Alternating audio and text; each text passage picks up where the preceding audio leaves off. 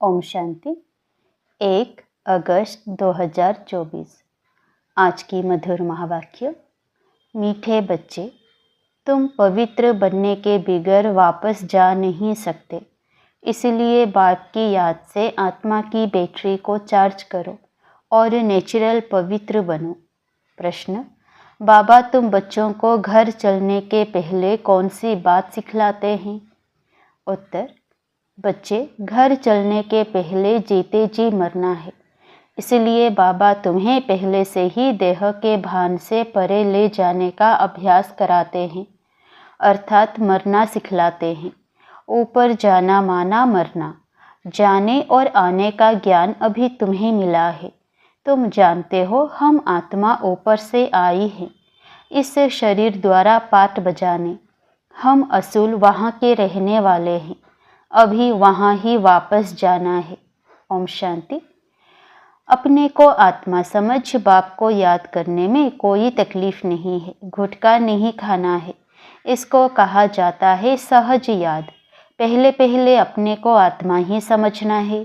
आत्मा ही शरीर धारण कर पाठ बजाती है। संस्कार भी सब आत्मा में ही रहते हैं। आत्मा तो इंडिपेंडेंट है। बाप कहते हैं अपने को आत्मा समझ मुझ बाप को याद करो। यह नॉलेज अभी ही तुमको मिलती है, फिर नहीं मिलेगी। तुम्हारा यह शांत में बैठना दुनिया नहीं जानती। इसको कहा जाता है नेचुरल शांति। हम आत्मा ऊपर से आई हैं, इस शरीर द्वारा पाठ बजाने।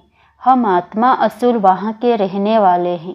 यह बुद्धि में ज्ञान है, बाकी इसमें हठयोग की बात नहीं, बिल्कुल सहज है। अभी हम आत्माओं को घर जाना है, परंतु पवित्र बनने बिगर जा नहीं सकते।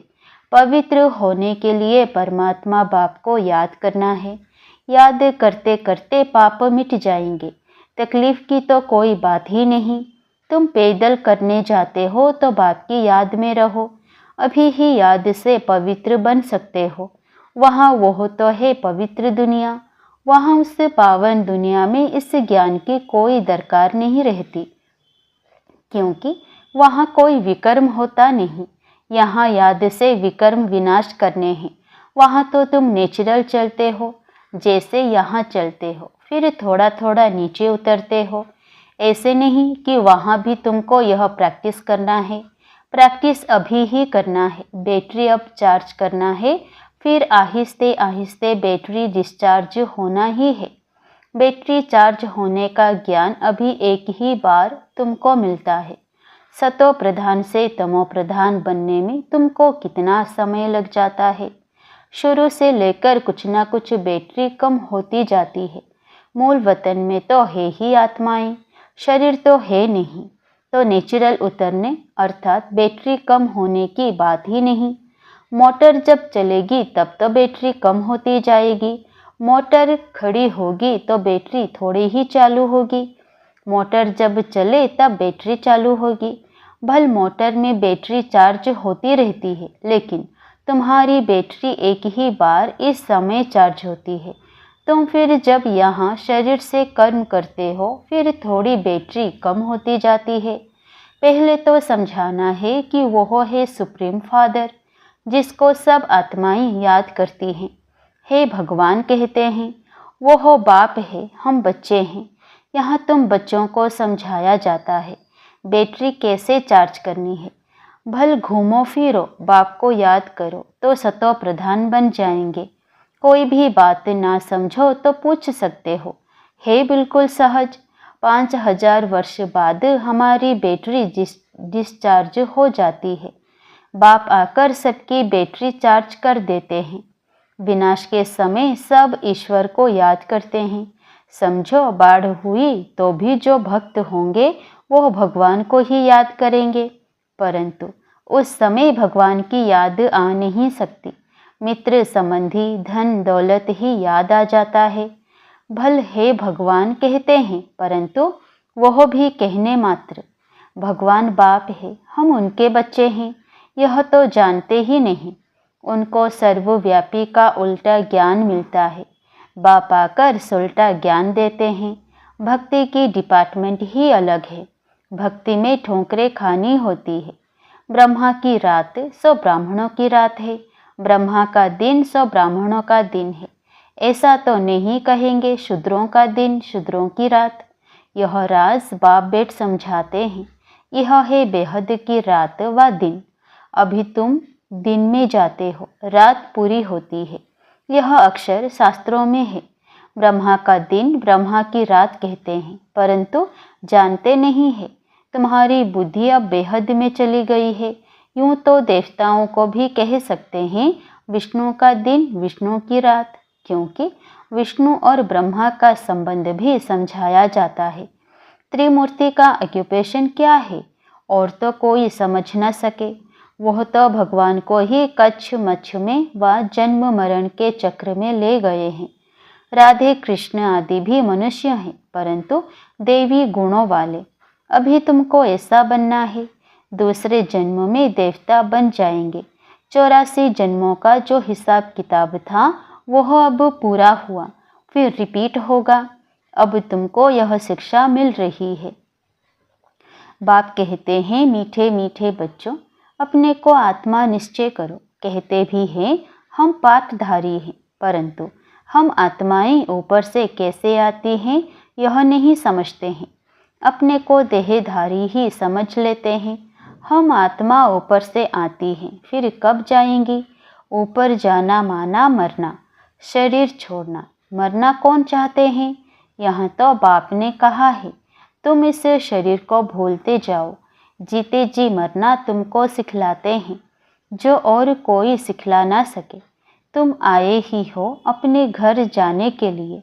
घर कैसे जाना है यह ज्ञान अभी ही मिलता है। तुम्हारा इस मृत्यु लोक का यह अंतिम जन्म है। अमर लोक सतयुग को कहा जाता है। अभी तुम बच्चों की बुद्धि में है हम जल्दी जल्दी जावें। पहले पहले तो घर मुक्ति धाम में जाना पड़ेगा। यह शरीर रूपी कपड़ा यहाँ ही छोड़ना है, फिर आत्मा चली जाएगी घर।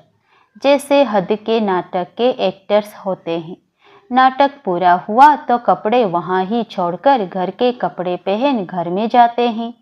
तुम्हें भी अब यह चोला छोड़ जाना है। सतयुग में तो थोड़े देवताएं होते हैं, वहाँ तो कितने मनुष्य हैं अनगिनत।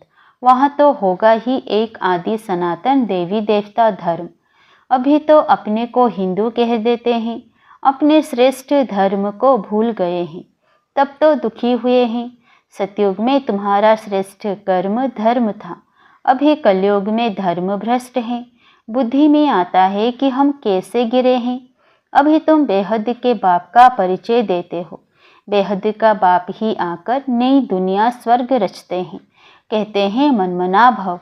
यह गीता के ही अक्षर हैं। सहज राज्यों के ज्ञान का नाम रख दिया जाता है गीता। यह तुम्हारी पाठशाला है। बच्चे आकर पढ़ते हैं तो कहेंगे हमारे बाबा की पाठशाला है।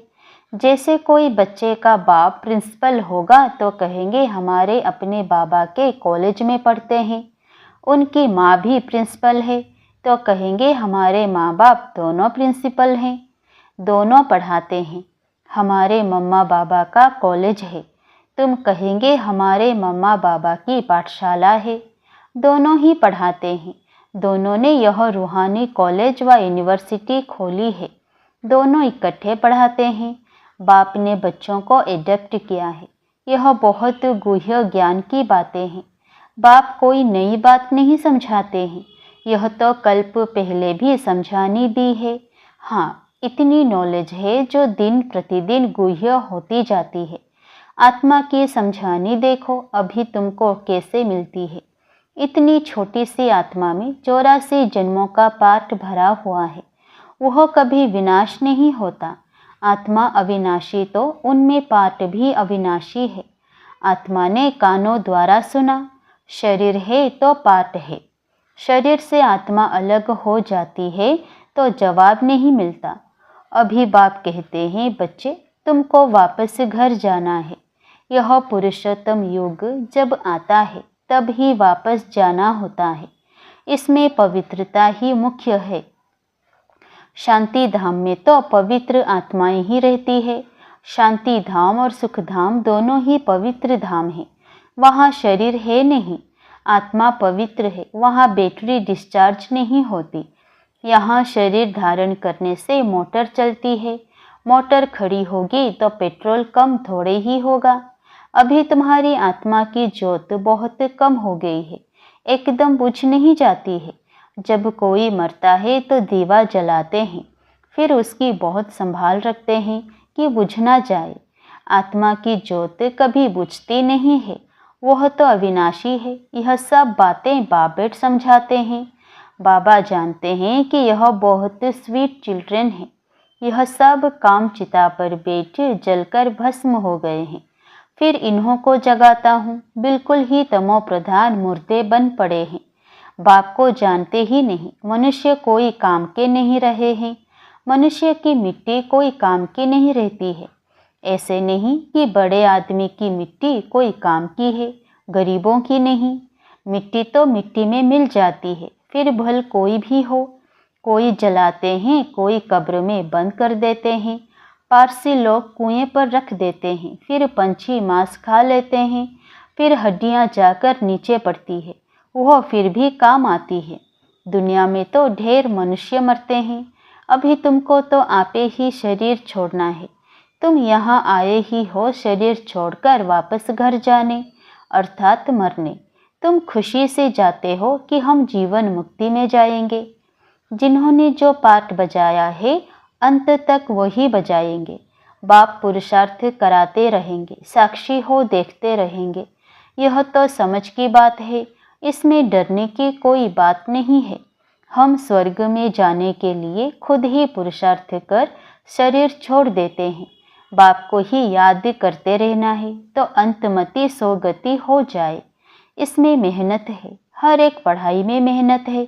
भगवान को आकर पढ़ाना पड़ता है। जरूर पढ़ाई बड़ी होगी, इसमें देवी गुण भी चाहिए। यह लक्ष्मी नारायण बनना है ना। यह सतयुग में थे, अब फिर तुम सतयुगी देवता बनने आए हो। एम ऑब्जेक्टिव कितनी सहज है, त्रिमूर्ति में क्लियर है। यह ब्रह्मा विष्णु शंकर आदि के चित्र ना हो तो हम समझा कैसे सकते। ब्रह्मा सो विष्णु, विष्णु सो ब्रह्मा। ब्रह्मा की 8 भुजा 100 भुजा दिखाते हैं, क्योंकि ब्रह्मा के कितने ढेर बच्चे होते हैं, तो उन्होंने फिर वह चित्र बना दिया है। बाकी मनुष्य कोई इतनी भुजाओं वाला होता थोड़े ही है। रावण 10 शीश का भी अर्थ है, ऐसा मनुष्य होता नहीं। यह बाप ही बैठ समझाते हैं। मनुष्य तो कुछ भी नहीं जानते, यह भी खेल है। यह कोई को पता नहीं है कि यह कब से शुरू हुआ। परंपरा कह देते हैं, अरे वह भी कब से। तो मीठे मीठे बच्चों को बाप पढ़ाते हैं। वह टीचर भी है तो गुरु भी है, तो बच्चों को कितनी खुशी होनी चाहिए। यह म्यूजियम आदि किसके डायरेक्शन से खोलते हैं। यहाँ है ही माँ बाप और बच्चे, ढेर बच्चे हैं, डायरेक्शन पर खोलते रहते हैं। लोग कहते हैं तुम कहते हो भगवान उवाच, तो रथ द्वारा हमको भगवान का साक्षात्कार कराओ। अरे तुमने आत्मा का साक्षात्कार किया है, इतनी छोटी सी बिंदु का साक्षात्कार तुम क्या कर सकेंगे। जरूरत ही नहीं है। यह तो आत्मा को जानना होता है। आत्मा भ्रुकुटी के बीच रहती है, जिसके आधार पर ही इतना बड़ा शरीर चलता है। अभी तुम्हारे पास ना लाइट का ना रत्न जड़ित ताज है। दोनों ताज लेने लिए फिर से तुम पुरुषार्थ कर रहे हो। कल्प कल्प तुम बाप से वर्षा लेते हो। बाबा पूछते हैं आगे कब मिले हो, तो कहते हैं हाँ बाबा, कल्प कल्प मिलते आए हैं। क्यों? यह लक्ष्मी नारायण बनने के लिए। यह सभी एक ही बात बोलेंगे। बाप कहते हैं अच्छा शुभ बोलते हो, अब पुरुषार्थ करो। सब तो नर से नारायण नहीं बनेंगे, प्रजा भी तो चाहिए। कथा भी होती है सत्यनारायण की, वो लोग कथा सुनाते हैं, परंतु बुद्धि में कुछ भी नहीं आता। तुम बच्चे समझते हो वो है शांति धाम, निराकारी दुनिया, फिर वहाँ से जाएंगे सुखधाम। सुखधाम में ले जाने वाला एक ही बाप है। तुम कोई को समझाओ, बोलो अभी वापस घर जाएंगे। आत्मा को अपने घर तो अशरीरी बाप ही ले जाएंगे। अभी बाप आए हैं, उनको जानते नहीं। बाप कहते हैं मैं जिस तन में आया हूँ उनको भी नहीं जानते। रथ भी तो है ना, हर एक रथ में आत्मा प्रवेश करती है। सबकी आत्मा भृकुटी के बीच रहती है। बाप आकर भृकुटी के बीच में बैठेगा। समझाते तो बहुत सहज हैं। पतित पावन तो एक ही बाप है। बाप के सब बच्चे एक समान हैं। उनमें हर एक का अपना अपना पार्ट है। इसमें कोई इंटरफियर नहीं कर सकता। अच्छा, मीठे मीठे सिकिलधे बच्चों प्रति माता पिता बाप दादा का याद प्यार और गुड मॉर्निंग। रूहानी बाप की रूहानी बच्चों को नमस्ते। धारणा के लिए मुख्य सार। पहला, इस शरीर रूपी कपड़े से ममत्व निकाल जीते जी मरना है, अर्थात अपने सब पुराने हिसाब किताब चुक्त करने हैं। दूसरा, डबल ताजधारी बनने के लिए पढ़ाई की मेहनत करनी है, दैवी गुण धारण करने हैं। जैसा लक्ष्य है, शुभ बोल है, ऐसा पुरुषार्थ करना है। वरदान, अकल्याण के संकल्प को समाप्त कर अपकारियों पर उपकार करने वाले ज्ञानी तो आत्मा भव। कोई रोज आपकी ग्लानि करे, अकल्याण करे, गाली दे तो भी उसके प्रति मन में घृणा भाव न आए। अपकारी पर भी उपकार, यही ज्ञानी तो आत्मा का कर्तव्य है।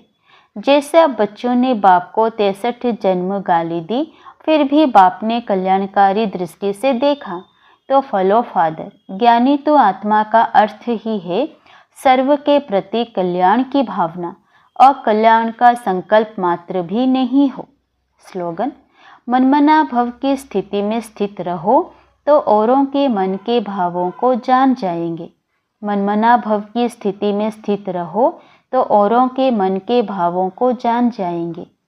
ओम शांति।